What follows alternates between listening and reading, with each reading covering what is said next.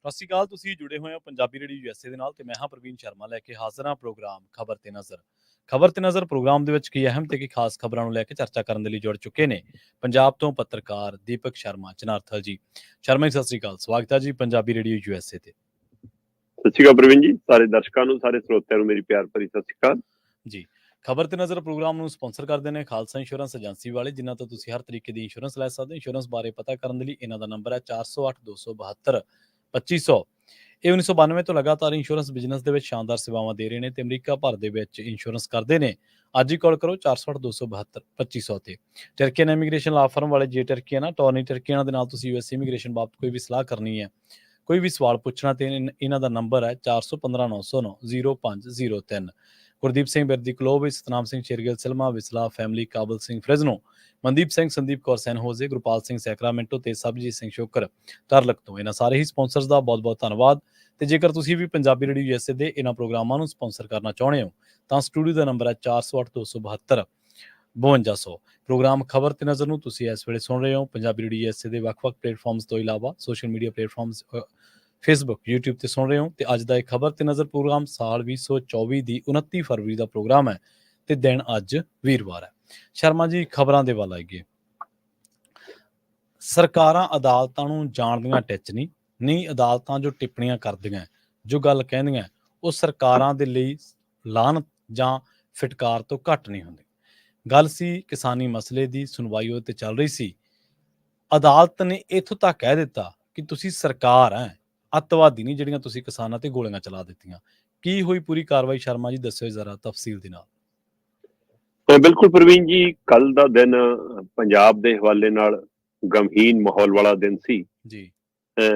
ਸ਼ੁਭ ਕਰਨ ਦਾ ਅੰਤਮ ਸੰਸਕਾਰ ਉਸ ਦੇ ਪਿੰਡ ਕੀਤਾ ਗਿਆ। ਪੋਸਟਮਾਰਟਮ ਤੋਂ ਬਾਅਦ ਉਸ ਦੀ ਦੇਹ ਨੂੰ ਪਹਿਲਾਂ ਖਨੌਰੀ ਬਾਰਡਰ ਤੇ ਲਿਆਂਦਾ ਗਿਆ, ਫੁੱਲਾਂ ਨਾਲ ਉੱਪਰ ਵਰਖਾ ਕੀਤੀ, ਨਵ ਅੱਖਾਂ ਨਾਲ ਉਹਨੂੰ ਸ਼ਰਧਾਂਜਲੀ ਦਿੱਤੀ ਤੇ ਉੱਥੋਂ ਫਿਰ ਕਾਫਲੇ ਦੇ ਰੂਪ ਚ ਉਹਦੇ ਜੱਦੀ ਪਿੰਡ ਪਹੁੰਚੇ ਤੇ ਉੱਥੇ ਵੱਡੀ ਗਿਣਤੀ ਚ ਕਿਸਾਨ, ਵੱਡੀ ਗਿਣਤੀ ਚ ਆਵਾਮ, ਆਲੇ ਦੁਆਲੇ ਦੇ ਪਿੰਡਾਂ ਦੇ ਲੋਕ ਤੇ ਬਹੁਤ ਹਜ਼ਾਰਾਂ ਦੀ ਗਿਣਤੀ ਚ ਹਾਜ਼ਰ ਸੀ। ਭੈਣਾਂ ਨੇ ਰੱਖੜੀ ਵੀ ਬੰਨੀ, ਸਿਹਰਾ ਵੀ ਸਜਾਇਆ ਤੇ ਪਿਓ ਨੇ ਫਿਰ ਮੁੱਖ ਅਗਨੀ ਦਿੱਤੀ ਤੇ ਇਸ ਤਰ੍ਹਾਂ ਇਸ ਅੰਦੋਲਨ ਦਾ ਉਹ ਸ਼ਹੀਦ ਨੌਜਵਾਨ ਇਸ ਦੁਨੀਆ ਤੋਂ ਵਿਦਾ ਹੋ ਗਿਆ।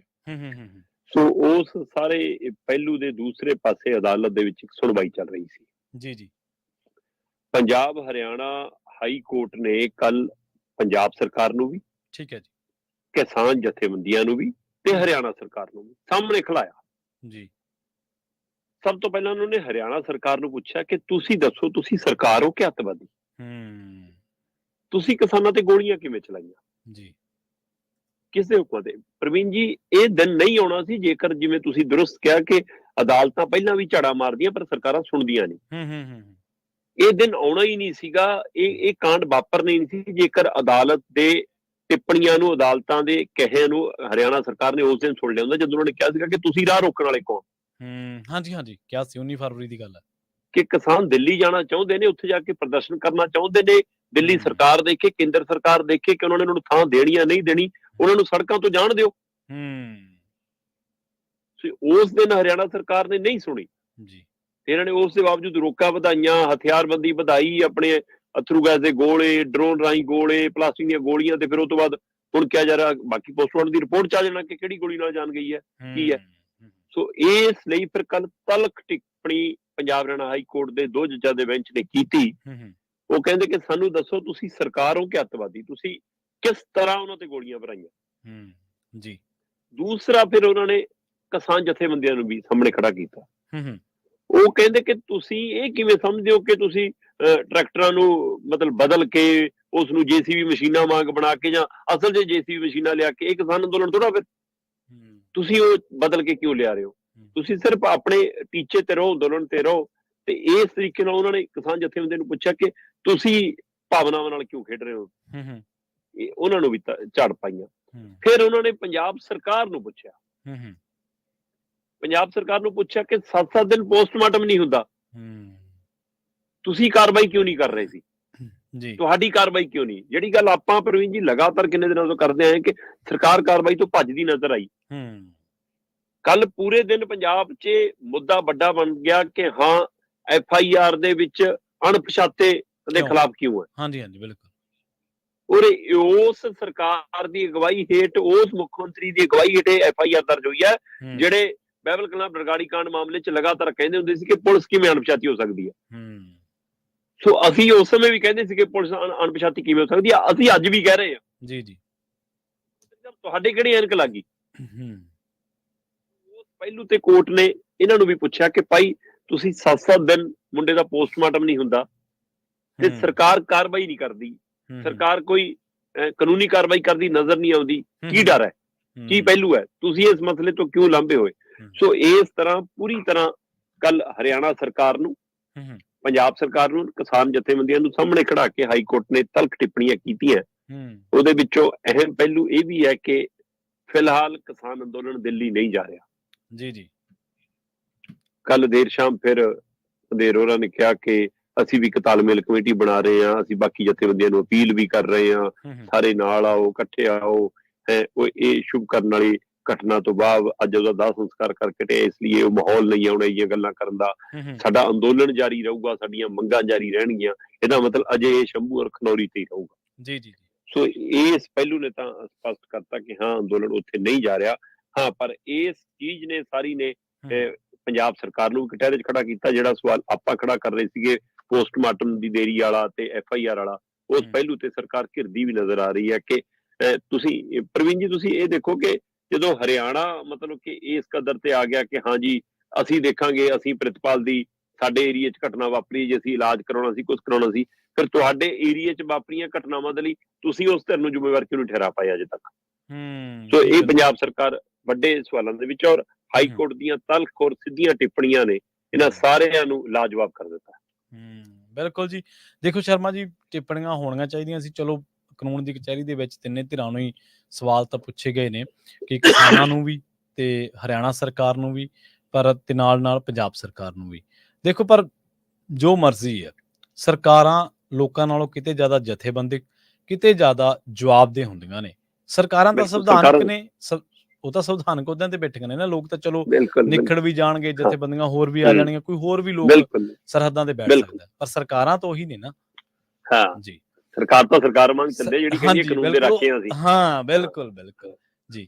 ਤੇ ਹਾਈ ਕੋਰਟ ਨੇ ਸਖਤੀ ਇਕੱਲੇ ਇਸ ਮਾਮਲੇ ਤੇ ਨਹੀਂ ਦਿਖਾਈ। ਦੱਸਦੇ ਆ ਕਿ ਕੱਲ ਸੁਣਵਾਈ ਡੇਰਾ ਮੁਖੀ ਦੇ ਮਾਮਲੇ ਤੇ ਵੀ ਹੋਈ, ਤੇ ਜਿਹੜਾ ਆਪਾਂ ਸਵਾਲ ਲਗਾਤਾਰ ਚੁੱਕਦੇ ਹਾਂ ਕਿ ਵਾਰ-ਵਾਰ ਪੈਰੋਲ ਦਾ, ਉਹਦੇ ਤੇ ਹਾਈ ਕੋਰਟ ਨੇ ਵੀ ਸਖਤੀ ਦਿਖਾਈ ਹੈ ਪ੍ਰਵੀਨ ਜੀ, ਬਾਹਲੀ ਸਖਤੀ ਦਿਖਾਈ ਹੈ ਜੀ ਜੀ।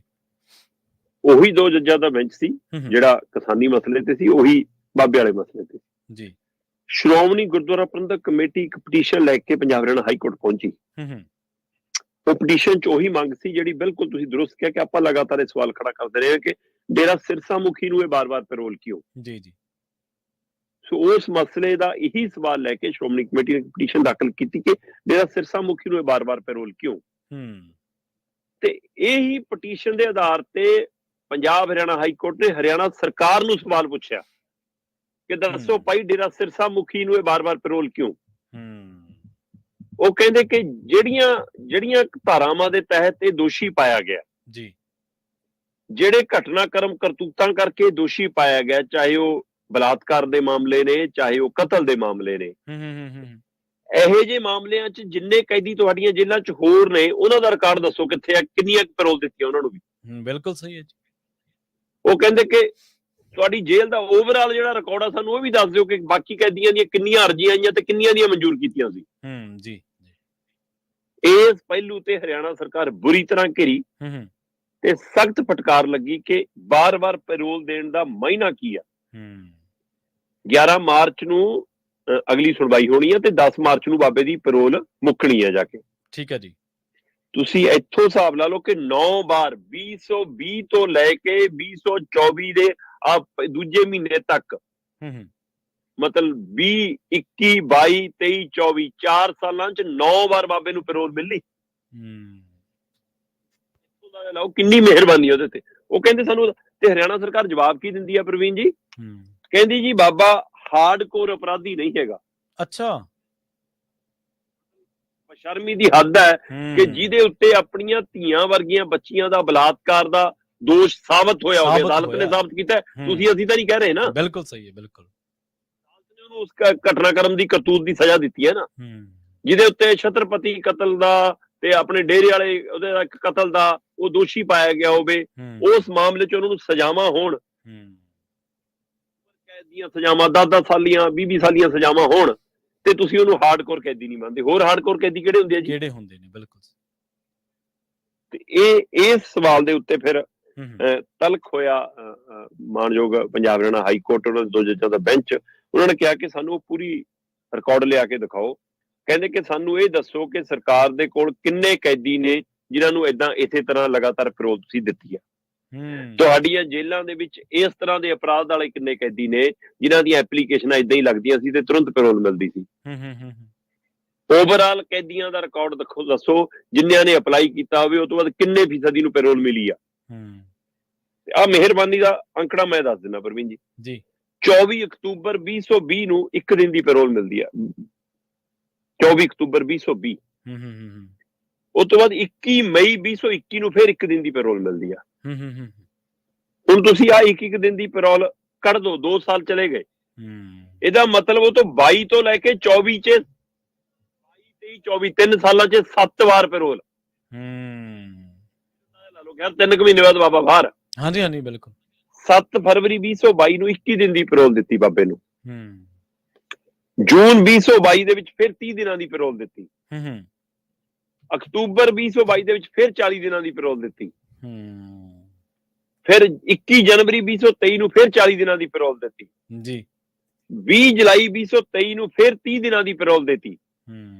ਨਵੰਬਰ 2023 ਚ ਫਿਰ 21 ਦਿਨਾਂ ਦੀ ਪੈਰੋਲ ਦਿੱਤੀ ਤੇ ਹੁਣ 19 ਜਨਵਰੀ 2024 ਨੂੰ 50 ਦਿਨਾਂ ਦੀ ਪੈਰੋਲ ਦਿੱਤੀ। ਇੱਥੋਂ ਦਾ ਲਾ ਲਓ 20 ਚ 1 ਵਾਰ, 21 ਚ 1 ਵਾਰ, 22 ਚ 3 ਵਾਰ, ਜੂਨ ਤੇ ਅਕਤੂਬਰ। ਇਸੇ ਤਰ੍ਹਾਂ ਫਿਰ 23 ਦੇ ਵਿੱਚ 3 ਵਾਰ, ਜਨਵਰੀ, ਜੁਲਾਈ ਤੇ ਨਵੰਬਰ। 24 ਦੇ ਵਿੱਚ ਜਨਵਰੀ ਫਰਵਰੀ ਬਾਬਾ ਬਾਹਰ ਫਿਰਦਾ, ਜੇ ਮਾਰਚ ਚ ਜਾਊਗਾ ਅੰਦਰ। ਉਹ ਅੱਛਾ ਜੀ। ਤੁਸੀਂ ਇੱਥੋਂ ਹਿਸਾਬ ਲਾ ਲਓ 50 ਦਿਨਾਂ ਦੀ ਪੈਰੋਲ, ਮਤਲਬ 2 ਮਹੀਨੇ ਤਾਂ ਪੂਰੇ ਲੰਘ ਗਏ। 19 ਜਨਵਰੀ ਨੂੰ ਆਇਆ, ਜਨਵਰੀ ਸਾਰੀ ਬਾਹਰ ਹੈ, ਫਰਵਰੀ ਬਾਹਰ ਹੈ ਤੇ ਮਾਰਚ ਦੇ 10 ਤਰੀਕ ਨੂੰ ਨਿਬੜਨੀ ਹੈ, 10 ਤਰੀਕ ਨੂੰ ਸਰੈਂਡਰ ਕਰੂਗਾ। ਸੋ ਇਸ ਲਈ ਇਸ ਮਾਮਲੇ 'ਚ ਸਰਕਾਰ ਘਿਰੇ ਨਹੀਂ ਗਈ। ਮਾਨਯੋਗ ਹਾਈ ਕੋਰਟ ਨੇ ਅਗਲੀ ਸੁਣਵਾਈ ਚਾਹੇ 11 ਤਰੀਕ ਨੂੰ ਰੱਖੀ ਆ, ਪਰ ਇੱਕ ਸਖਤ ਹੁਕਮ ਸੁਣਾਤਾ ਪ੍ਰਵੀਨ ਜੀ। ਔਰ ਉਹ ਸਖਤ ਹੁਕਮ ਇਹ ਸੁਣਾਇਆ ਕਿ ਗਾਹਾਂ ਨੂੰ ਬਾਬੇ ਨੂੰ ਪੈਰੋਲ ਸਰਕਾਰ ਨਹੀਂ ਦਊਗੀ, ਅਦਾਲਤ ਤੋਂ ਮਨਜ਼ੂਰੀ ਲੈ ਕੇ ਮਿਲੂਗੀ। ਅੱਛਾ ਜੀ। ਨਹੀਂ ਦੇਖੋ, ਇਸ ਹੁਕਮਾਂ ਨੇ ਹੁਣ ਦੇਖਣ ਵਾਲੀ ਗੱਲ ਹੋਊਗੀ ਕਿ ਕੀ ਬਾਬੇ ਲਈ ਹੁਣ ਪੈਰੋਲ ਦਾ ਉਵੇਂ ਹੀ ਹੈ ਜਦੋਂ ਜੀ ਕੀਤਾ ਤੇ ਖੱਟਰ ਸਰਕਾਰ ਨੇ ਕੁੰਡੀ ਖੋਲਤੀ ਤੇ ਬਾਬਾ ਬਾਹਰ। ਸੋ ਹੁਣ ਦੇਖਣ ਵਾਲੀ ਗੱਲ ਹੋਊਗੀ ਕਿ ਹੁਣ ਕੁੰਜੀਆਂ ਮਿਲਾ ਦਾ ਅਦਾਲਤ ਦੇ ਕੋਲ ਚਲੀ ਜਾਊਗਾ, ਸਾਥੀ ਪੁੱਛੇ ਬਿਨਾ, ਸਾਨੂੰ ਦੱਸੇ ਬਿਨਾ, ਸਾਤੋਂ ਮਨਜ਼ੂਰੀ ਲਏ ਬਿਨਾ ਤੇਰਾ ਸਿਰਸਾ ਮੁਖੀ ਨੂੰ ਪੈਰੋਲ ਨਹੀਂ ਮਿਲੇਗੀ। ਤੁਸੀਂ ਜਿਹੜੀ ਗੱਲ ਤੋਂ ਸ਼ੁਰੂਆਤ ਕੀਤੀ ਸੀ ਨਾ, ਮੈਨੂੰ ਲੱਗਦਾ ਉਹ ਬਹੁਤ ਵਾਜਬ ਤੇ ਬਹੁਤ ਵਜ਼ਨਦਾਰ ਗੱਲ ਸੀ ਸ਼ਰਮਾ ਜੀ, ਜਿਹੜੀ ਗੱਲ ਦੇ ਵਿੱਚ ਕਿਹਾ ਕਿ ਅਦਾਲਤ ਨੇ ਕਿ ਤੁਸੀਂ ਲਿਆਓ ਸਾਡੇ ਕੋਲੇ ਲਿਸਟਾਂ, ਜਿਨ੍ਹਾਂ ਨੂੰ ਜਿਹੜੇ ਸਜ਼ਾ ਜ਼ਾਬਤਾ ਕੈਦੀ ਨੇ ਉਹਨਾਂ ਨੂੰ ਤੁਸੀਂ ਕਿੰਨੀ ਵਾਰੀ ਪੈਰੋਲ ਇਸ ਤਰ੍ਹਾਂ ਦੀ ਦਿੱਤੀ ਹੈ। ਸੋ ਉਹ ਬਹੁਤ ਸਖਤ ਟਿੱਪਣੀ ਸੀਗੀ। ਪਰ ਜਿਵੇਂ ਤੁਸੀਂ ਦੱਸਿਆ ਨਾ ਕਿ ਇੰਨੀ ਤਰੀਕ ਤੋਂ ਇੰਨੀ ਵਾਰ, ਇੰਨੀ ਤਰੀਕ ਤੋਂ ਇੰਨੀ ਵਾਰ, ਮੋਸਟਲੀ ਆਪਾਂ ਇੱਕ ਵਾਰ ਪਹਿਲਾਂ ਵੀ ਚਰਚਾ ਕੀਤੀ ਸੀ ਕਿ ਜ਼ਿਆਦਾਤਰ ਟਾਈਮਾਂ ਦੇ ਵਿੱਚ, ਸਮਿਆਂ ਦੇ ਵਿੱਚ ਇਹ ਗੱਲ ਹੋਈ ਆ ਜਦੋਂ ਕਿਤੇ ਇਲੈਕਸ਼ਨ ਹੋਇਆ, ਚਾਹੇ ਉਹ ਰਾਜਸਥਾਨ ਦਾ ਇਲੈਕਸ਼ਨ ਸੀ।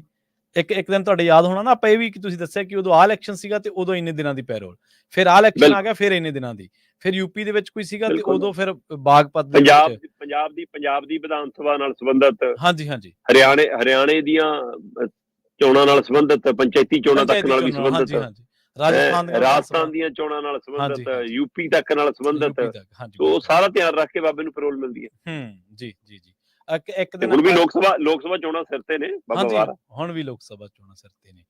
ਅਗਲੀ ਖਬਰ ਦੇ ਵੱਲ ਵਧੀਏ ਤੇ ਰੁਖ ਕਰੀਏ ਪੰਜਾਬ ਦੀ ਸਿਆਸਤ ਦਾ। ਸ਼ਰਮਾ ਜੀ, ਬੜੇ ਲੰਬੇ ਚਿਰ ਤੋਂ, ਜਦੋਂ ਤੋਂ ਸੁਖਬੀਰ ਬਾਦਲ ਦੁਬਾਰਾ ਸੱਤਾ ਹਾਸਲ ਕਰਦੇ ਨੇ, ਉਸ ਤੋਂ ਬਾਅਦ ਜਿਹੜਾ ਕਾਰਜਕਾਲ ਉਹ ਲਗਾਤਾਰ ਵਿਵਾਦਾਂ ਦੇ ਵਿੱਚ ਹੀ ਰਿਹਾ। ਅਕਾਲੀ ਦਲ ਦੇ ਬੰਦੇ ਵੀ ਇਹ ਮੰਨਦੇ ਕਿ ਜੇਕਰ ਜੋ 2012 ਦੇ ਵਿੱਚ ਰਿਪੀਟ ਨਾ ਹੁੰਦੇ ਤਾਂ ਸ਼ਾਇਦ ਆਹ ਦਿਨ ਵੀ ਨਾ ਆਉਂਦੇ। ਉਹ ਦਬਵੀਂ ਸੁਰ ਦੇ ਵਿੱਚ ਮੰਨਦੇ, ਕਿਉਂਕਿ ਹਰੇਕ ਬੰਦੇ ਨੂੰ ਤਾਂ ਇਹ ਅਖਤਿਆਰ ਨਹੀਂ ਕਿ ਪਾਰਟੀ ਦੇ ਬਾਰੇ ਗੱਲ ਕਰ ਲੇ ਔਨ ਦੀ ਰਿਕਾਰਡ। ਪਰ ਸ਼ਰਮਾ ਜੀ, ਸੁੱਖ ਵਿਲਾਸ ਦੀ ਚਰਚਾ ਖਾਸ ਕਰਕੇ ਜਦੋਂ ਤੋਂ ਆਮ ਆਦਮੀ ਪਾਰਟੀ ਆਈ ਹੈ 2014 ਦੇ ਵਿੱਚ 4 ਸੀਟਾਂ MP ਦੀਆਂ ਜਿੱਤਣ ਤੋਂ ਬਾਅਦ, ਖਾਸੀ ਸੁਣਦੇ ਰਹੇ ਆ। ਇਹਨਾਂ ਨੇ ਕੰਪੇਨ ਦੇ ਵਿੱਚ ਵੀ ਇਹਦੀ ਚਰਚਾ ਖਾਸੀ ਕੀਤੀ। ਹੁਣ ਭਗਵੰਤ ਮਾਨ ਸਾਹਿਬ ਖੁਦ ਪ੍ਰੈਸ ਕਾਨਫਰੰਸ ਕਰ ਰਹੇ ਨੇ। ਕੀ ਕਹਿ ਸਕਦੇ ਆ ਵੀ ਆਏਗੀ ਹੁਣ ਸੁਖਬੀਰ ਦੇ ਸੁਖ ਵਿਲਾਸ ਦੀ ਵਾਰੀ? ਦੇਖੋ, ਵਾਰੀ ਤਾਂ ਆ ਗਈ ਜੀ, ਔਰ ਇਸ ਵਾਰੀ ਦੀ ਉਡੀਕ ਅਕਾਲੀਆਂ ਨੂੰ ਵੀ ਸੀ, ਇਸ ਵਾਰੀ ਦੀ ਉਡੀਕ ਆਪ ਵਾਲਿਆਂ ਨੂੰ ਵੀ ਸੀ ਤੇ ਇਸ ਵਾਰੀ ਦੀ ਉਡੀਕ ਪੰਜਾਬ ਨੂੰ ਵੀ ਸੀ। ਲਗਾਤਾਰ ਇਹ ਸਵਾਲ ਸਰਕਾਰ ਤੇ ਉੱਠਦਾ ਰਿਹਾ ਜਦੋਂ ਲੋਕਾਂ ਦੇ ਛੱਪਰ ਢਾਉਣੇ ਸਰਕਾਰ ਜਾਂਦੀ ਸੀ, ਜਦੋਂ ਲੋਕਾਂ ਦੇ ਖੇਤ ਖਲਿਆਣ ਕਹਿੰਦੇ ਜੀ ਆ ਕਬਜ਼ੇ ਕੀਤੇ ਨੇ ਵਿਚਾਰੇ ਬੇਜ਼ਮੀਨੇ ਲੋਕਾਂ ਦੇ ਹਵਾਲੇ ਨਾਲ, ਉਹਨਾਂ ਤੋਂ ਜ਼ਮੀਨਾਂ ਖੋਹਣ ਜਾਂਦੀ ਸੀ ਜਾਂ ਨਜਾਇਜ਼ ਕਬਜ਼ਿਆਂ ਦਾ ਹਵਾਲਾ ਦੇ ਕੇ ਜ਼ਮੀਨਾਂ ਖਾਲੀ ਕਰਾਉਣ ਢੋਲ ਵਜਾਉਣ ਜਾਂਦੀ ਸੀ। ਉਦੋਂ ਲੋਕ ਪੁੱਛਦੇ ਸੀ ਕਿ ਸੁਖਵਿਲਾ ਕੰਦੀ ਨੂੰ ਕਦੋਂ ਜਾਓਗੇ, ਕੈਪਟਨ ਦੇ ਫਾਰਮ ਹਾਊਸ ਕੰਦੀ ਨੂੰ ਕਦੋਂ ਜਾਓਗੇ, ਉਦੋਂ ਇਹ ਸਵਾਲ ਆਉਂਦੇ ਸੀ। ਸੋ ਇਸ ਲਈ ਇੱਕ ਤਰ੍ਹਾਂ ਨਾਲ ਸਰਕਾਰ ਨੇ ਉਹ ਜਵਾਬ ਦੇਣ ਦੀ ਕੋਸ਼ਿਸ਼ ਕੀਤੀ ਆ ਜਾਂ ਸੱਚਮੁੱਚ ਸਰਕਾਰ ਕੋਈ ਕਾਰਵਾਈ ਚਾਹੁੰਦੀ ਆ। ਜੇ ਮਨਸ਼ਾ ਤੇ ਸ਼ੱਕ ਹੈ, ਉਹਦੇ ਸ਼ੱਕ ਦਾ ਆਧਾਰ ਵੀ ਹੈਗਾ ਪ੍ਰਵੀਨ ਜੀ। 1 ਨਵੰਬਰ ਨੂੰ ਲੰਘਿਆ ਕਿੰਨੇ ਮਹੀਨੇ ਬੀਤ ਗਏ? ਨਵੰਬਰ ਪੂਰਾ ਗਿਆ, ਦਸੰਬਰ ਪੂਰਾ ਗਿਆ, ਜਨਵਰੀ ਪੂਰਾ ਗਿਆ, ਫਰਵਰੀ ਮੁੱਕ ਗਿਆ, 4 ਮਹੀਨੇ ਬੀਤ ਗਏ। ਨਵੰਬਰ ਨੂੰ ਮੁੱਖ ਮੰਤਰੀ ਸਾਹਿਬ ਨੇ ਕਿਹਾ ਸੀਗਾ ਕਿਆ ਨਹਿਰ ਵੱਖਰੀ ਕੱਢ ਲਈ ਜੀ, ਇਹਨਾਂ ਨੇ ਆਪਣੇ ਖੇਤਾਂ ਨੂੰ ਲੈ ਗਏ ਸੀ ਜੀ, ਐਂ ਕੀਤਾ ਜੀ, ਪਾਣੀ ਦੀ ਦੁਰਵਰਤੋਂ ਕੀਤੀ ਜੀ, ਤੇ ਅਜੇ ਤੱਕ ਬਾਦਲ ਪਰਿਵਾਰ ਤੇ ਕੋਈ FIR ਕਾਰਵਾਈ ਕਿੰਨੀ ਹੋਈ ਹੈ ਜੀ? ਸਹੀ ਹੈ। ਉਲਟਾ ਸੁਖਵੀਰ ਨੇ ਮਾਣਹਾਨੀ ਦਾ ਕੇਸ ਕਰਤਾ। ਹਾਂਜੀ, ਮੁਕਤਸਰ ਦੀ ਅਦਾਲਤ ਚ। ਅਜੇ ਸਰਕਾਰ ਵੱਲੋਂ ਕੋਈ ਕਾਰਵਾਈ।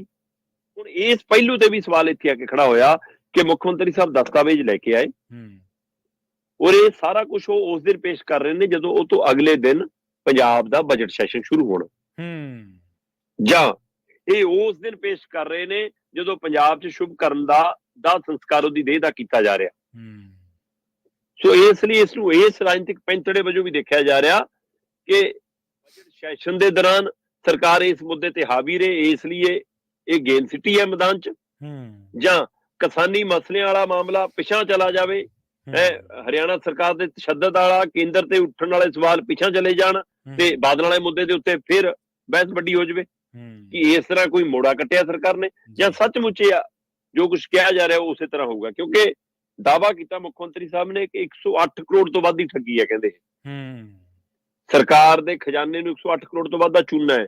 ਉਹ ਕਹਿੰਦੇ ਜੰਗਲਾਤ ਦਾ ਮਾਮਲਾ ਵੀ ਹੈ, ਇਹ ਕੇਂਦਰ ਤੋਂ ਸਬਸਿਡੀਆਂ ਲੈਣ ਦਾ ਮਾਮਲਾ ਵੀ ਹੈ, GST ਮਾਫ ਕਰਾਉਣ ਦਾ ਮਾਮਲਾ ਵੀ ਹੈ, ਆਪਣੇ ਰੁਤਬਿਆਂ ਦੀ ਦੁਰਵਰਤੋਂ ਦਾ ਵੀ ਹੈ, ਕਮਰਿਆਂ ਦੇ ਕਿਰਾਏ ਲੱਖਾਂ 'ਚ ਨੇ, ਸਾਰਾ ਖੇਡ ਇੰਨੇ ਕਰੋੜ 'ਚ ਹੈ, ਤੇ ਸ਼ੇਅਰ ਸੁਖਵੀਰ ਕੋਲ ਤੇ ਹਰਸਿਮਰਤ ਦੇ ਨਾਂ ਤੇ ਨੇ। ਬੜਾ ਲੰਬਾ ਚਿੱਠਾ ਖੋਲ ਕੇ ਲਿਆਂਦਾ ਮੁੱਖ ਮੰਤਰੀ ਸਾਹਿਬ ਨੇ। ਸੋ ਜਦੋਂ ਤੁਹਾਡੇ ਕੋਲ ਇਹ ਸਾਰੇ ਦਸਤਾਵੇਜ਼ ਹੈਗੇ ਨੇ, ਫਿਰ ਹੁਣ ਤੱਕ ਕਾਰਵਾਈ ਕਿਉਂ ਨਹੀਂ ਹੋਈ? ਤੇ ਜਾਂ ਉਸੇ ਦਿਨੇ ਤੁਸੀਂ ਕਹਿੰਦੇ ਕਿ ਅੱਜ ਤੋਂ ਆ ਕਾਰਵਾਈ ਸ਼ੁਰੂ ਹੈ। ਅਜੇ ਵੀ ਇਹ ਤੱਥ ਦੱਸੇ ਹੀ ਨੇ ਜੀ।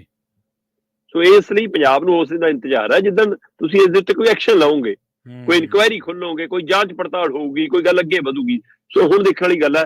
ਅਗਲੇ ਨੇ ਤਾਂ ਫਿਰ ਕਹਿਤਾ, ਅਕਾਲੀ ਦਲ ਕਹਿੰਦਾ ਇੱਕ ਹੋਰ ਮਾਣਹਾਨੀ ਦੇ ਕੇਸ ਲਈ ਤਿਆਰ ਰਹੇ ਮੁੱਖ ਮੰਤਰੀ, ਅਸੀਂ ਹੋਰ ਮਾਣਹਾਨੀ ਦਾ ਕੇਸ ਕਰਾਂਗੇ। ਉਹ ਕਹਿੰਦੇ ਜਾਂ ਪਰਚਾ ਕਰੋ, ਅਕਾਲੀ ਦਲ ਵੀ ਇਹੀ ਕਹਿ ਰਿਹਾ ਕਿ ਜਾਂ ਪਰਚਾ ਕਰੋ, ਮਤਲਬ ਕਿ ਮਾਫੀ ਮੰਗੋ, ਨਹੀਂ ਮਾਣਹਾਨੀ ਦਾ ਕੇਸ ਕਰਾਂਗੇ।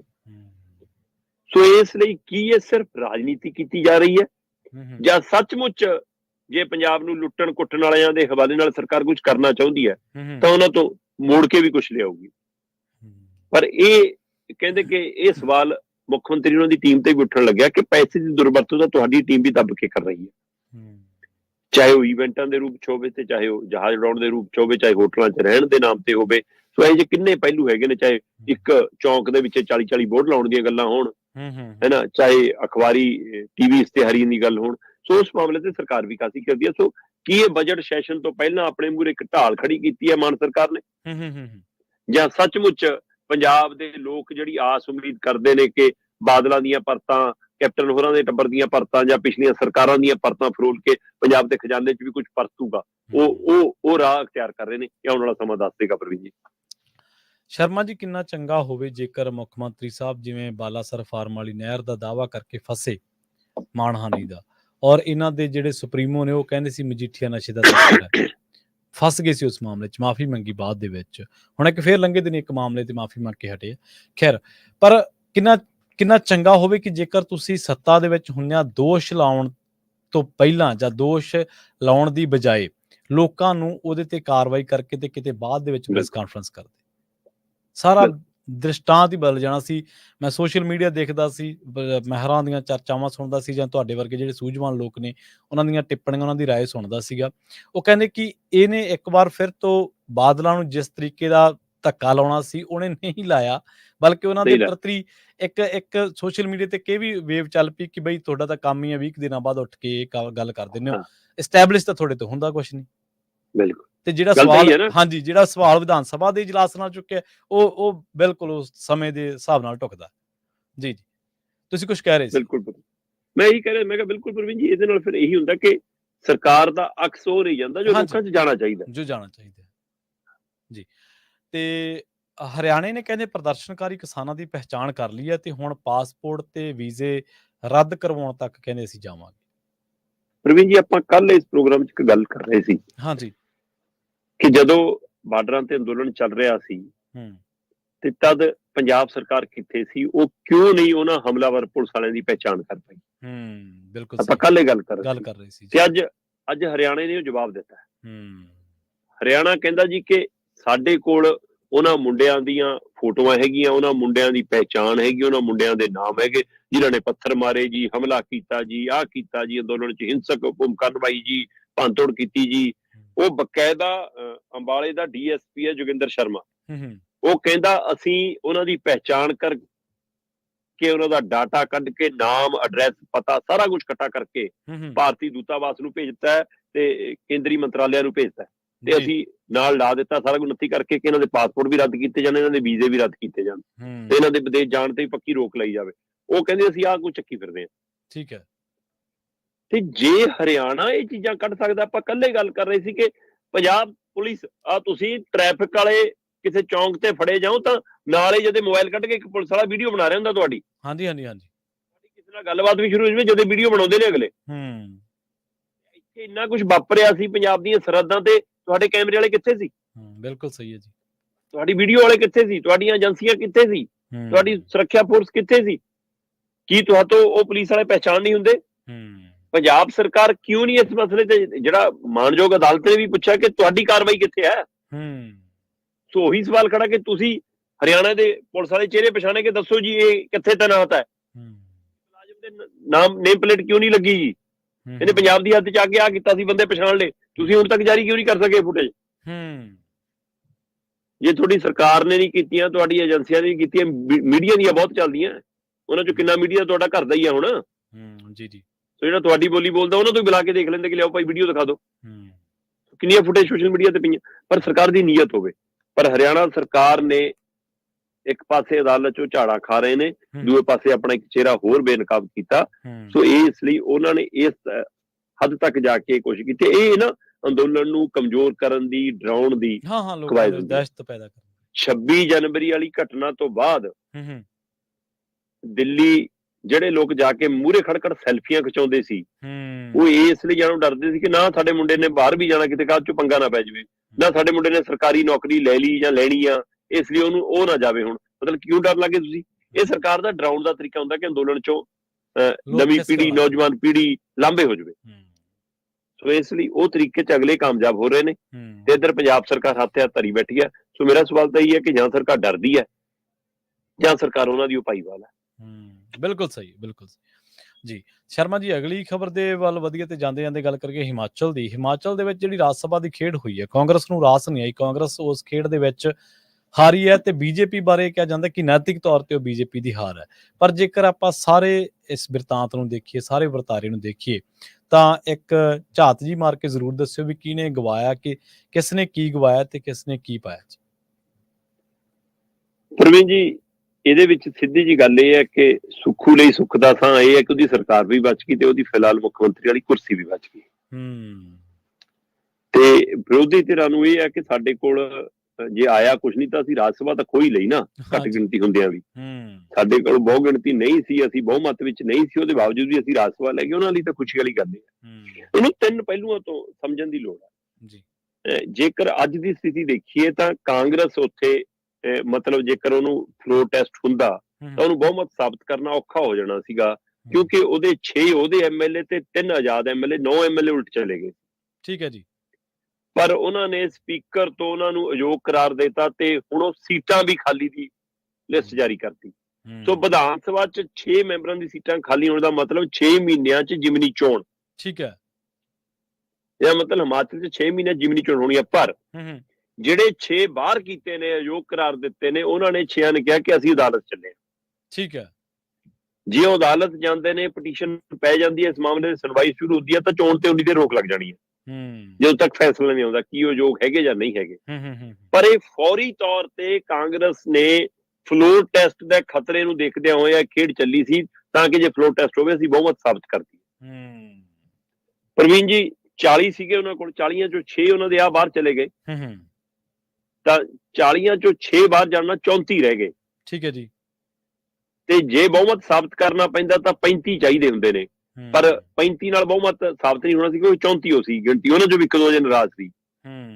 ਪਰ ਜਦੋਂ 6 ਕੁਰਸੀਆਂ ਖਾਲੀ ਹੋ ਗਈਆਂ, 6 ਦੀ ਮੈਂਬਰੀ ਖਾਰਜ ਹੋ ਗਈ, ਤਾਂ ਫਿਰ 60 ਚੋਂ 6 ਗਏ ਨਾ ਬਹੁਮਤ ਵਾਲਿਆਂ ਚੋਂ, ਤਾਂ ਫਲੋਰ ਰਹਿ ਗਿਆ 54 ਦਾ। ਤਾਂ ਜਿਹੜੇ 68 ਸੀਗੇ ਕੁੱਲ ਐਮਐਲਏ ਆਜ਼ਾਦ ਵਾਲੇ ਮਿਲਾ ਮਲੂ ਕੇ ਸਾਰੇ 68 ਚੋਂ ਜੇ 6 ਚਲੇ ਗਏ ਤਾਂ 62 ਰਹਿ ਗਏ। 62 ਰਹਿ ਗਏ, ਹਾਂਜੀ। ਉਸ ਹਵਾਲੇ ਨਾਲ ਕਹਿੰਦੇ ਜੀ ਕਿ 32 ਨਾਲ ਫਿਰ ਬਹੁਮਤ ਸਾਬਤ ਹੋਣਾ ਸੀ, ਤੇਰੇ ਕੋਲ 34 ਹੈਗੇ ਨੇ।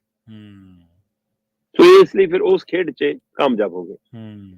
ਕੱਲ ਫਿਰ ਬ੍ਰੇਕਫਾਸਟ ਤੇ ਬੁਲਾਇਆ ਸੁੱਖੂ ਜੀ ਨੇ ਸਾਰੀਆਂ, ਜਦੋਂ ਭੁਪਿੰਦਰ ਹੁੱਡਾ ਤੇ ਉਹਦੀ ਟੀਮ ਨੇ ਸਾਰੇ ਸੈੱਟ ਕਰਤੇ, ਫਿਰ ਕਹਿੰਦੇ ਜੀ ਕਿ 32 ਐਮਐਲਏ ਆਏ ਸੀਗੇ ਜੀ ਬ੍ਰੇਕਫਾਸਟ ਦੇ ਉੱਤੇ, 33ਵੇਂ ਮੁੱਖ ਮੰਤਰੀ ਸਾਹਿਬ ਖੁਦ ਨੇ, 34ਵਾਂ ਇੱਕ ਕੱਲਾ ਅਗਨੀਹੋਤਰੀ ਉਹ ਨਹੀਂ ਆ, ਉਹ ਨਹੀਂ ਆਇਆ ਅਗਨੀਹੋਤਰੀ, ਵਿਕਰਮ ਦਿੱਤਾ ਸਿੰਘ ਉਹ ਨਹੀਂ ਆਇਆ ਜਿਹੜਾ ਨਾਰਾਜ਼ ਸੀਗਾ, ਸੋ ਵੀਰਭੱਦਰ ਦਾ ਮੁੰਡਾ ਉਹ ਅਜੇ ਨਹੀਂ ਆਇਆ, ਪਰ ਉਹਨੇ ਅਸਤੀਫਾ ਵਾਪਸ ਲੈ ਲਿਆ ਤੇ ਲਗਭਗ ਉਹ ਵੀ ਮੰਨ ਗਿਆ। ਸੋ ਇਸ ਤਰ੍ਹਾਂ ਸਰਕਾਰ ਤਾਂ ਬਚ ਗਈ, ਪਰ ਕੀ ਗਵਾਇਆ ਕੀ ਪਾਇਆ ਤਾਂ ਤੁਸੀਂ ਪਹਿਲਾਂ ਹਵਾਲਾ ਜੇ ਸਮਝੋ। ਭਾਜਪਾ ਨੇ ਤਾਂ ਇਹਦੇ ਵਿੱਚ ਇਹੀ ਪਾਇਆ ਜੀ ਕਿ ਚਲੋ 25 ਮੈਂਬਰ ਹੁੰਦੇ ਆ ਵੀ ਅਸੀਂ ਰਾਜ ਸਭਾ ਲੈ ਗਏ, ਬਿਲਕੁਲ। ਤੇ ਕਾਂਗਰਸ ਨੂੰ ਇਹ ਲੱਗਦਾ ਕਿ ਕੋਈ ਨਾ ਰਾਜ ਸਭਾ ਚਾਹੇ ਚਲੀ ਗਈ, ਸਰਕਾਰ ਬਚ ਗਈ ਤੇ ਮੁੱਖ ਮੰਤਰੀ ਨੂੰ ਲੱਗਦਾ ਮੇਰੀ ਕੁਰਸੀ ਬਚ ਗਈ, ਉਹਨਾਂ ਲਈ ਇਹੀ ਲਾਏ ਖੱਟਿਆ। ਪਰ ਸਵਾਲ ਇਹ ਹੈ ਕਿ 6 ਐਮਐਲਏ ਨੇ ਕੀ ਖੱਟਿਆ ਜਨਾਬ। ਜੀ ਜੀ ਬਿਲਕੁਲ। ਜਿਹੜੇ ਉਧਰ ਗਏ, ਜੇ ਉਹ ਅਯੋਗ ਕਰਾ ਰਹੇ ਹੋ ਗਏ, ਦੁਬਾਰਾ ਜਿਮਨੀ ਚੋਣ ਹੋ ਗਈ ਤੇ ਲੋਕਾਂ 'ਚ ਵੀ, ਉੱਥੇ ਦੇ ਲੋਕਾਂ 'ਚ ਵੀ ਰੋਸਾ ਉਹਨਾਂ ਪ੍ਰਤੀ ਕਿ ਤੁਸੀਂ ਵੋਟਾਂ ਤੁਹਾਨੂੰ ਕਿੱਧਰ ਪਾਈਆਂ ਸੀ, ਕਿੱਧਰ ਖੜੇ। ਬਿਲਕੁਲ। ਤੇ ਜੇ ਤਾਂ ਦੂਜੀ ਧਿਰ 'ਚ ਕੱਲ ਨੂੰ ਸ਼ਾਮਲ ਹੋ ਕੇ ਟਿਕਟ ਮਿਲਦੀ ਹੈ, ਫਿਰ ਪਤਾ ਨਹੀਂ ਜਿੱਤਦੇ ਨਹੀਂ ਜਿੱਤਦੇ ਬਾਅਦ ਦੀ ਗੱਲ। ਤੇ ਜੇ ਕੋਈ ਦਾਣਾ ਪਾਣੀ ਵੀ ਮਿਲਿਆ ਤੇ ਦੁਬਾਰਾ ਚੋਣ ਜਾਣਾ ਪਿਆ, ਦਾਣਾ ਪਾਣੀ ਉੱਥੇ ਖਰਚ ਹੋ ਜਾਣਾ। ਸੋ ਇਸ ਲਈ ਸਵਾਲ ਇਹ ਹੈ ਕਿ ਉਹਨਾਂ ਛਿਆਂ ਨੇ ਫਿਲਹਾਲ ਕੀ ਖੱਟਿਆ, ਇਹ ਹਿਸਾਬ ਲੱਗਣ ਦੀ ਗੱਲ ਆ। ਹਾਂ, ਬੰਦ ਕਮਰੇ 'ਚ ਕੁਝ ਜਿਹੜੇ ਖੱਟਣ ਲਈ ਗਏ ਸੀ ਉਹ ਖੱਟ ਲਿਆ ਹੋਵੇ ਤਾਂ ਵੱਖਰੀ ਗੱਲ ਆ, ਪਰ ਰਾਜਨੀਤਿਕ ਤੌਰ ਤੇ ਤਾਂ ਗਵਾਇਆ ਹੀ ਲੱਗਦਾ, ਖੱਟਿਆ ਨਹੀਂ ਲੱਗਦਾ।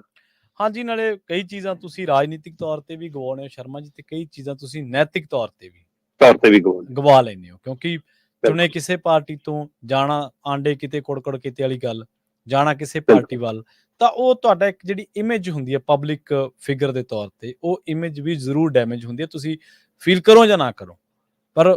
ਪਰ ਇਖਲਾਕੀ ਤੌਰ ਤੇ, ਨੈਤਿਕ ਤੌਰ ਤੇ ਚੀਜ਼ਾਂ ਜਿਹੜੀਆਂ ਨੇ ਉਹ ਜ਼ਰੂਰ ਭਾਰੂ ਪੈਂਦੀਆਂ ਨੇ। ਪਰ ਜਿਵੇਂ ਆਪਾਂ ਚਰਚਾ ਕਰਦੇ ਹਾਂ ਸ਼ਰਮਾ ਜੀ ਹਰ ਪ੍ਰੋਗਰਾਮ ਦੇ ਵਿੱਚ, ਹਰ ਖਬਰ ਦੇ ਵਿੱਚ, ਕਿ ਇਸ ਮੁਲਕ ਦੀ ਸਿਆਸਤ ਦਾ ਸਭ ਤੋਂ ਬੁਰਾ ਪਹਿਲੂ ਤੇ ਖਤਰਨਾਕ ਵਰਤਾਰਾ ਹੈ ਕਿ ਇੱਥੇ ਇਖਲਾਕ, ਸਿਧਾਂਤ, ਨੈਤਿਕਤਾ, ਮੋਰਾਲ, ਐਥਿਕਸ, ਇਹ ਸਭ ਉੱਡ ਪੁੱਡ ਗਿਆ। ਹੁਣ ਚੀਜ਼ਾਂ, ਪਾਰਟੀਆਂ ਵੀ ਜਿਹੜੀਆਂ ਨੇ ਸ਼ਰਮਾ ਜੀ ਵਿਚਾਰਧਾਰਾ ਤੇ ਘੱਟ, ਵਿਅਕਤੀ ਵਿਸ਼ੇਸ਼ ਤੇ ਜ਼ਿਆਦਾ ਡਿਪੈਂਡੈਂਟ, ਜ਼ਿਆਦਾ ਧਿਆਨ ਦਿੰਦੇ। ਬਿਲਕੁਲ। ਤੁਸੀਂ ਇਹ ਦੇਖੋ ਕੇਂਦਰ ਤੋਂ ਲੈ ਕੇ ਪੰਜਾਬ ਤੱਕ, ਹਾਂਜੀ, ਸਰਕਾਰਾਂ ਨਜ਼ਰ ਨਹੀਂ ਆਉਂਦੇ, ਵਿਅਕਤੀ ਨਜ਼ਰ ਆਉਂਦੇ ਨੇ। ਬਿਲਕੁਲ। ਮਤਲਬ ਮੋਦੀ ਹੀ ਦਿਖਦਾ, ਹੋਰ ਮੰਤਰਾਲਾ ਕੋਈ ਇੰਨਾ ਐਕਟਿਵ ਵੀ ਨਹੀਂ ਦਿਖਦਾ, ਤੇ ਮੰਤਰੀ ਨੂੰ ਕਿਸੇ ਨੂੰ ਬਾਹਰ ਆਉਣ ਵੀ ਨਹੀਂ ਦਿੱਤਾ ਜਾਂਦਾ। ਨਹੀਂ, ਕੱਲੇ ਮੰਤਰੀ ਦੀ ਆਪਣੀ ਪਹਿਚਾਣ, ਆਪਣਾ ਕੰਮ ਹੁੰਦਾ ਸੀ। ਉਸੇ ਤਰ੍ਹਾਂ ਪੰਜਾਬ 'ਚ ਕੋਈ ਵੀ ਗੱਲ ਹੋਵੇ, ਝੰਡੀ ਚਾਹੇ ਸਕੂਲ ਦੀ ਦੇਣੀ ਹੈ, ਚਾਹੇ ਬੱਸ ਦੀ ਦੇਣੀ ਹੈ, ਚਾਹੇ ਕਿੰਨੂ ਫੜਾਉਣ ਜਾਣਾ, ਚਾਹੇ ਕੁਝ ਕਰਨ ਜਾਣਾ, ਮੁੱਖ ਮੰਤਰੀ ਸਾਹਿਬ ਝੰਡੀ ਦੇਣ ਜਾਂਦੇ ਨੇ। ਤੁਸੀਂ ਇਹ ਦੇਖੋ ਕਿ ਕੇਂਦਰ ਸਰਕਾਰ ਲਫ਼ਜ਼ ਕਿੰਨਾ ਕੁ ਚੱਲਦਾ, ਮੋਦੀ ਸਰਕਾਰ, ਇਹ ਸੰਵਿਧਾਨਕ ਸ਼ਬਦ ਨਹੀਂ ਹੈ। ਹਾਂਜੀ, ਇਹ ਸੰਵਿਧਾਨਕ ਸ਼ਬਦ ਨਹੀਂ ਹੈ। ਇਸੇ ਤਰ੍ਹਾਂ ਪੰਜਾਬ 'ਚ ਮਾਨ ਸਰਕਾਰ, ਠੀਕ ਹੈ। ਤੁਸੀਂ ਕਈ ਵਾਰੀ, ਮੈਨੂੰ ਪਤਾ, ਆਪਾਂ ਜਦੋਂ ਗੱਲ ਕਰਦੇ ਹੋ ਨਾ, ਤੁਸੀਂ ਆਪਾਂ ਹੈਡਲਾਈਨਾਂ ਬਾਰੇ ਚਰਚਾ ਕਰਦੇ ਨਾ, ਤਾਂ ਤੁਸੀਂ ਮੈਨੂੰ ਕਈ ਵਾਰੀ ਕਿਹਾ ਕਿ ਪੰਜਾਬ ਸਰਕਾਰ ਲਿਖੋ, ਹਾਲਾਂਕਿ ਮੇਰੀ ਕਈ ਵਾਰੀ ਨਿੱਜੀ ਤੌਰ ਤੇ ਰਾਏ ਹੁੰਦੀ ਮਾਨ ਸਰਕਾਰ, ਪਰ ਪੰਜਾਬ ਸਰਕਾਰ ਹੀ ਢੁਕਵਾਂ ਸ਼ਬਦ ਹੈ। ਖੱਟਰ ਸਰਕਾਰ। ਪ੍ਰਵੀਨ ਜੀ ਇੱਥੇ ਹੋਰ ਦੇਖੋ, ਮਤਲਬ ਇਹ ਵੀ ਕਈ ਮੀਡੀਆ ਦੇ ਵਿੱਚ ਆਮ ਤੌਰ ਤੇ ਵਰਤਿਆ ਜਾਂਦਾ, ਚਲੋ ਹਵਾਲਾ ਦੇਣ ਦਾ ਪਹਿਲੂ ਹੋਰ ਹੁੰਦਾ। ਹਾਂਜੀ, ਜੇ ਤੁਸੀਂ ਹੋਰ ਦੂਸਰੀ ਤਰ੍ਹਾਂ ਲਿਖੋ, ਕੇਂਦਰੀ ਭਾਜਪਾ ਸਰਕਾਰ, ਭਾਜਪਾ ਜਦੋਂ ਤੱਕ ਚੋਣ ਲੜਦੀ ਹੈ ਤਦ ਤੱਕ ਹੈ। ਹਾਂਜੀ, ਬਿਲਕੁਲ। ਆਦਮੀ ਪਾਰਟੀ, ਕਾਂਗਰਸ ਜਦੋਂ ਤੱਕ ਚੋਣ ਲੜਦੀ ਹੈ ਤਦ ਤੱਕ ਹੈ, ਜਦੋਂ ਸਰਕਾਰ ਬਣ ਗਈ ਤਾਂ ਉਹ ਸਰਕਾਰ ਹੈ, ਪਾਰਟੀ ਦੀ ਨਹੀਂ ਹੈ। ਪਰ ਇੱਥੇ ਦਿੱਕਤ ਇਹ ਹੈ ਕਿ ਪਾਰਟੀਆਂ ਦੇ ਬਣ ਕੇ ਕੰਮ ਕਰਦੇ ਨੇ, ਤਾਂ ਹੀ ਉਹ ਪ੍ਰਭਾਵ ਦਿਖਦਾ, ਤਾਂ ਹੀ ਪਾਰਟੀ ਦਾ ਜ਼ਿਕਰ ਹੁੰਦਾ। ਨਹੀਂ, ਤਾਂ ਹੀ ਫਿਰ ਉਹ ਅਮਲੀ ਰੂਪ ਦੇ ਵਿੱਚ, ਜਿਵੇਂ ਕੇਜਰੀਵਾਲ ਸਰਕਾਰ, ਖੱਟਰ ਸਰਕਾਰ, ਖੱਟਰ ਥੋੜੋ ਸਰਕਾਰ ਹੈ, ਹਰਿਆਣਾ ਸਰਕਾਰ ਹੈ, ਖੱਟਰ ਦਾ ਮੁੱਖ ਮੰਤਰੀ ਹੈ। ਬਿਲਕੁਲ ਜੀ। ਸ਼ਰਮਾ ਜੀ, ਇਹਨਾਂ ਖਾਸ ਖਬਰਾਂ ਤੇ ਖਾਸ ਜਾਣਕਾਰੀਆਂ ਦੇ ਲਈ ਤੁਹਾਡਾ ਬਹੁਤ ਬਹੁਤ ਧੰਨਵਾਦ ਜੀ। ਬਹੁਤ ਸ਼ੁਕਰੀਆ ਜੀ। ਪ੍ਰੋਗਰਾਮ ਖਬਰ ਤੇ ਨਜ਼ਰ ਨੂੰ ਆਪਾਂ ਇੱਥੇ ਹੀ ਸਮਾਪਤ ਕਰਾਂਗੇ। ਪੰਜਾਬੀ ਰੇਡੀਓ USA ਤੇ ਪ੍ਰੋਗਰਾਮਾਂ ਦਾ ਸਿਲਸਿਲਾ ਲਗਾਤਾਰ ਜਾਰੀ ਹੈ। ਜੁੜੇ ਰਹੋ ਪੰਜਾਬੀ ਰੇਡੀਓ USA ਦੇ ਨਾਲ। ਬਹੁਤ ਬਹੁਤ ਧੰਨਵਾਦ। ਸਤਿ ਸ਼੍ਰੀ ਅਕਾਲ।